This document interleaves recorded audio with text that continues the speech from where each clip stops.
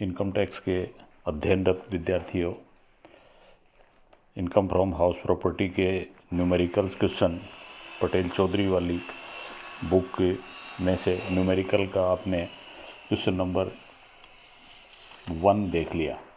अब उसके बाद में क्वेश्चन नंबर 2 और देख लेते हैं। प्रश्न जो पहले वाला किया था अपन ने, उसमें वैकेंसी पीरियड के संबंध में कोई आलेख नहीं था। तो अगर मकान खाली रहा है कुछ अवधि के लिए गत वर्ष के दौरान, तो उसका समायोजन भी करते हुए अपन सकल वार्षिक मूल्य का निर्धारण करेंगे। अभी तक जो आपने पहले वाले क्वेश्चन में देखा था, उसमें केवल स्टेप फर्स्ट और स्टेप सेकंड था, लेकिन मकान खाली रहने के संबंध में अगर सूचना है तो स्टेप 3 और 4 में भी जाएंगे। स्टेप सेकंड है वो स्टेप फर्स्ट आपने देखा। स्टेप फर्स्ट में नगर पालिका मूल्यांकन और उचित किराए में जो ज़्यादा था, स्टैंडर्ड रेंट को ध्यान में रखते हुए उसको अपन ने प्रत्याशित किराया माना। और फिर दूसरे पॉइंट में मकान पूरे वर्ष का उसका एनुअल रेंट क्या है, अगर पूरे वर्ष किराए पर उठाया जाता है, और फिर उसमें से अनरियलाइज रेंट घटा दिया जाता है। ये स्टेप सेकंड होता है। और फिर इन दोनों में से जो अधिक होता है उसको अपन आगे के लिए आधार मान लेते हैं स्टेप 3 में। और जब स्टेप 3 में जाते हैं तो वैकेंसी पीरियड का जो किराया है वो और घटा दिया जाता है, और वो घटाने के बाद में आता है चौथे चरण का ग्रॉस एनुअल वैल्यू। तो इस तरह का प्रश्न क्वेश्चन नंबर 2 में दिया हुआ है। पहले इसको पढ़ के मैं आप लोगों को क्लियर करता हूँ और फिर आप लोग इसको करेंगे। श्री चेतन निम्न संपत्तियों के स्वामी हैं। नीचे दी गई सूचनाओं के आधार पर प्रत्येक दशा में कर निर्धारण वर्ष 2021 के लिए सकल वार्षिक मूल्य की गणना कीजिए। इसमें 3 मकान दे रखे हैं, एक्स, वाई और जेड, और फिर तीनों के संबंध में विवरण दिए हुए हैं, पर्टिकुलर्स दिए हुए हैं।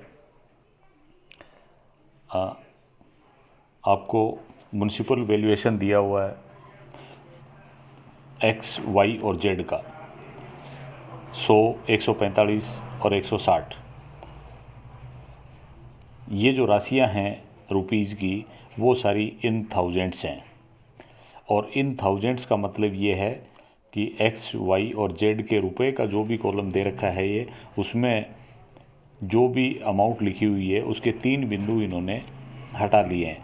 तो आप दोबारा से वो 3 बिंदु इसके लगा सकते हैं ताकि आप लोगों को अमाउंट के बारे में पता लग जाए, अन्यथा बिना 3 बिंदु के भी ये प्रश्न हो जाएगा। तो नगर पालिका मूल्यांकन एक्स, वाई और जेड का 100, 145 और 160, और फिर उसके बाद में फेयर रेंट उचित किराया 120, 130 और 175, और देन स्टैंडर्ड रेंट भी दे रखा है। प्रत्याशित किराए की गणना अपन स्टैंडर्ड रेंट को देखते हुए करेंगे। तीनों मकानों का स्टैंडर्ड रेंट 110, 150 और 160 रुपये दे रखा है। फिर इसी तरह से दिया हुआ है actual rent for let out period,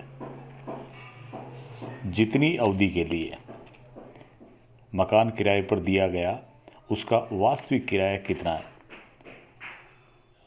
प्रश्न में लिखा हुआ है actual rent for let out period, यानी ये जो राशियां आ रही हैं किराए की, वो केवल उतनी अवधि की हैं जितनी अवधि के लिए मकान किराए पर उठाया गया है। अतः अपन इनके आधार पर टोटल 12 महीने का इसका एनुअल रेंट ज्ञात कर सकते हैं, जो ज्ञात करेंगे अपन। और फिर नीचे की सूचना में दे रखी है प्रॉपर्टी रिमेंड वैकेंट, प्रॉपर्टी खाली रही, और नीचे ब्रैकेट में दिया हुआ इन नंबर ऑफ मंथ्स, कितने महीने खाली रही। एक्स के लिए 3 महीने दे रखे हैं, 3 महीने खाली रही, इसका मतलब 9 महीने वो ऑक्यूपाई रही।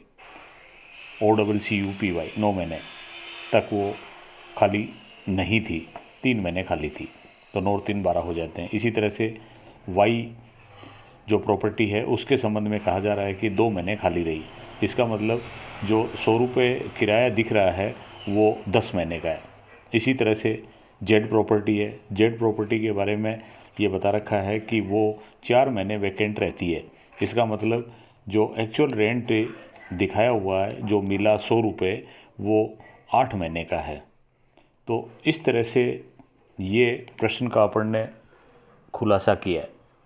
प्रश्न का खुलासा करने के बाद में, अच्छे से देखने के बाद में फिर आप लोग इसको करेंगे।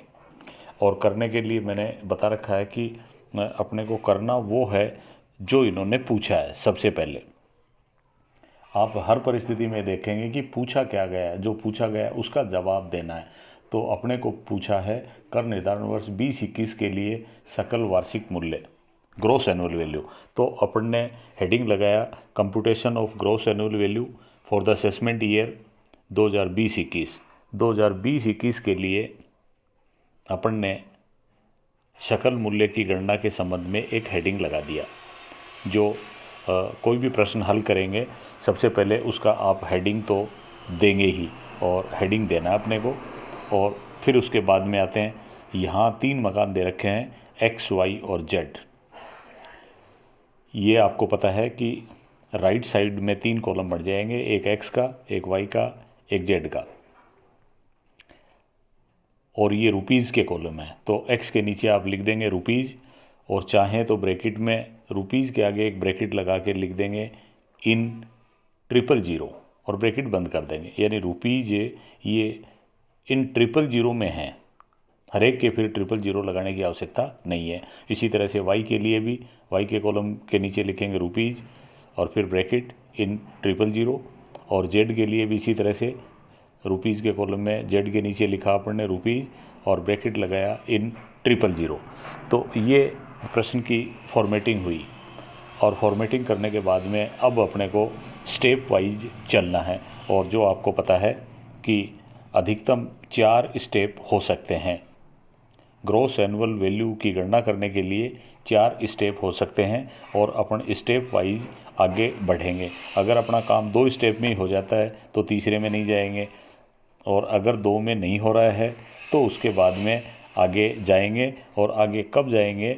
जब वैकेंसी पीरियड का मामला होगा, जब मकान खाली रहता है, ऐसी स्थिति आती है तो आपको स्टेप 4 में भी जाना पड़ेगा। अन्यथा अपन करते हैं स्टेप 1 में प्रत्याशित किराया, स्टेप 2 में करते हैं उसकी एनुअल रेंट, और उसमें से अनरियलाइज्ड रेंट अगर कोई होती है तो घटाते हैं, और फिर दोनों में से जो अधिक होता है उसको स्टेप 3 में ले लेते हैं। और स्टेप 3 में लेने के बाद में स्टेप 4 का तो केवल एक काम बचता है, वैकेंसी पीरियड जितना भी रहा उसका किराया घटा दिया जाएगा, और फिर जो बचता है उसको अपन कहते हैं ग्रॉस एनुअल वैल्यू। तो इस तरह से ये आपने समझा, और अब अपन करेंगे। तो स्टेप 1 में आगे ब्रैकेट करके आपको बता देना है कि स्टेप 1 में ब्रैकेट लगाया एक्सपेक्टेड रेंट की गणना कर रहे हैं अपन, और वो गणना होगी म्युनिसिपल वैल्यूएशन और fair rent which is higher. ये आप लिखेंगे नीचे, स्टेप 1 लिखेंगे, फिर ब्रैकेट लगाएंगे और ब्रैकेट के अंदर लिखेंगे एक्सपेक्टेड रेंट, उसके नीचे लिखेंगे म्युनिसिपल वैल्यूएशन और fair rent whichever is higher but restricted to standard rent, लेकिन स्टैंडर्ड रेंट से अधिक नहीं हो सकता। ये है स्टेप 1। तो नगरपालिका मूल्यांकन देखा अपन ने, नगरपालिका मूल्यांकन 100, फेयर रेंट 120, लेकिन एक्स मकान का स्टैंडर्ड रेंट दे रखा 110, तो फेयर रेंट हो गया 120, जो स्टैंडर्ड रेंट से ज़्यादा नहीं हो सकता, अधिकतम स्टैंडर्ड रेंट तक हो सकता है। तो आपने आधार बना लिया अब 110 को, तो स्टेप 1 में आ गया 110। स्टेप सेकंड है वो मकान अगर पूरे साल किराए पर रहता तो कितना किराया आता, उसको लिखते हैं स्टेप सेकंड में। तो अपन ने लिखा स्टेप सेकंड, फिर उसके नीचे लिखेंगे actual rent receivable. Actual rent receivable if let out through out the year. अगर वो पूरे साल किराए पर रहता तो कितना किराया होता? तो ये किराया होता 120 रुपये। कैसे होता? क्योंकि आपको प्रश्न में दिया हुआ है कि वास्तव में किराया मिला है 90 रुपये, जो कि 9 महीने का है। 90/9 यानी 1 महीने का 10 रुपये मिल रहा है, तो 9 ही महीने का मिला। 3 महीने और जोड़ेंगे तो 12 महीने होते हैं, और 1 महीने का 10 रुपये होता है, तो पूरी साल का किराया हो गया 120, जो अपन ने दिखाया स्टेप सेकंड में। Actual rent receivable, actual rent receivable दिखा दिया।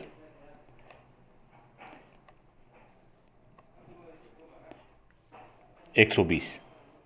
यहाँ पर अगर अनरियलाइज्ड रेंट होता तो वो भी घटाते, लेकिन अनरियलाइज्ड रेंट यहाँ नहीं है, इसलिए घटाने की कोई बात नहीं है। तो स्टेप 2 हो गए। स्टेप फर्स्ट में 110 रुपये, स्टेप सेकंड में 120 रुपये। अब स्टेप थर्ड में आते हैं। स्टेप थर्ड ये कहता है कि स्टेप फर्स्ट और सेकंड में से जो ज़्यादा है उसको आधार मान लो। तो अपन ने लिख दिया step third, the higher figure between step first and step second is taken as base. First और सेकंड स्टेप में जो अधिक है उसको आधार ले लिया, तो अपन ने 120 को आधार के रूप में ले लिया, तो 120 आ गया। लेकिन मकान खाली रहा, इसलिए अब जाना पड़ेगा स्टेप फोर्थ में। तो अपन ने नीचे लिख दिया स्टेप फोर्थ, और स्टेप फोर्थ के नीचे लिख दिया रेंट ऑफ वैकेंसी पीरियड। जो मकान जितनी अवधि के लिए खाली रहा है उसकी रेंट घटानी है अपने को। Rent of vacancy period deducted from the base value. जो बेस वैल्यू 120 रुपये ली है अपन ने, उसमें से वैकेंसी पीरियड का किराया घटा देंगे। और वैकेंसी पीरियड दे रखा है 3 महीने, और उसका किराया 10 रुपये के हिसाब से होगा 30 रुपये। तो 120 में से 30 रुपये घटा दिए। तो स्टेप फोर्थ में 120 के नीचे आपने लिख दिया rent of vacancy period deducted 30, और फिर इस तरह से 120 में से 30 घटाते हुए 90 बचते हैं, जो हो गया gross annual value. Gross annual value हो गया किसका? एक्स मकान का। एक्स के संबंध में फिर इसी तरह से वाई मकान के ऊपर आते हैं अपन। वाई में आते हैं तो वही काम करना। सबसे पहले प्रत्याशित किराया, और प्रत्याशित किराया वाई का जब ज्ञात करेंगे तो नगर पालिका मूल्यांकन 145 है, फेयर रेंट 130 है, स्टैंडर्ड रेंट 150 है। यहाँ स्टैंडर्ड रेंट की कोई बाधा नहीं है, क्योंकि म्यूनिसिपल और फेयर दोनों ही से कम है। तो म्यूनिसिपल और फेयर में से जो ज़्यादा है उसको आधार ले लिया अपन स्टेप फर्स्ट में। तो स्टेप फर्स्ट में आ गया आपका 145। फिर उसके बाद में चलते हैं स्टेप सेकंड में। स्टेप सेकंड कहता है अगर मकान पूरे साल किराए पर रहता तो किराया कितना बनता? Step second. तो स्टेप सेकंड में जो लिखना था वो पहले ही आप लिख चुके, अब तो केवल अपने को राशि लिखनी है। तो स्टेप सेकंड में अगर वो मकान पूरे साल किराए पर रहता तो 120 रुपये किराया होता। अब स्टेप 2 हो गए। स्टेप फर्स्ट की राशि आ गई, स्टेप सेकंड की आ गई। फर्स्ट के 145 हैं और सेकंड के 120 हैं।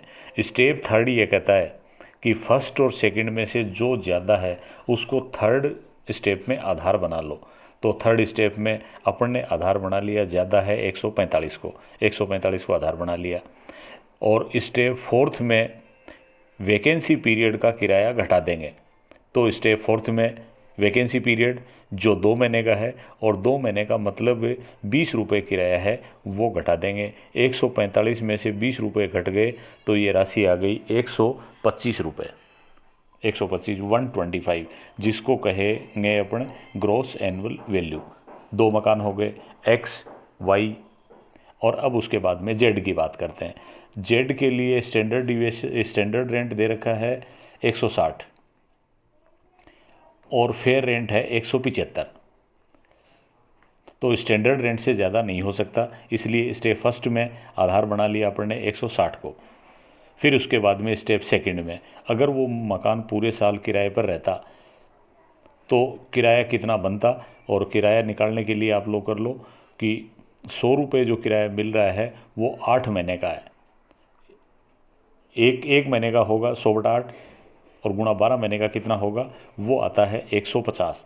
तो 2 राशि आ गई, पहले स्टेप में 160 आ गई, दूसरे स्टेप में 150 आ गई।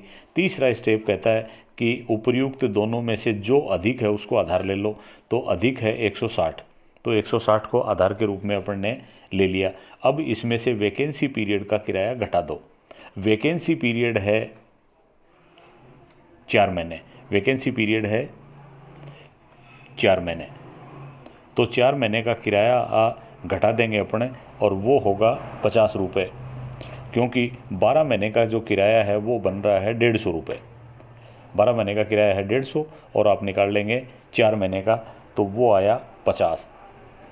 वो स्टेप थर्ड में से घटा देंगे और स्टेप थर्ड में अपन ने आधार ले रखा 160। 160 में से 150 रुपये 160 में से केवल 50 रुपीज़ घटा दिए, तो राशि आती है 110। ये 110 हो गई ग्रॉस एनुअल वैल्यू। इस तरह से एक्स, वाई और जेड तीनों की ग्रॉस एनुअल वैल्यू आई 90, 125 और 110 रुपये। अब उसके बाद में फिर मैं अगले प्रश्न कराऊं, उससे पहले आप लोग साथ साथ में आगे की प्रैक्टिस किया करें, ऐसी मैं आप लोगों से अपेक्षा रखता हूं। और उदाहरण भी अच्छे से देख लें। अगर उदाहरण देख लेंगे तो किसी तरह की दिक्कत नहीं आएगी कि करने का पैटर्न क्या है और समझ जाओगे। Thank you.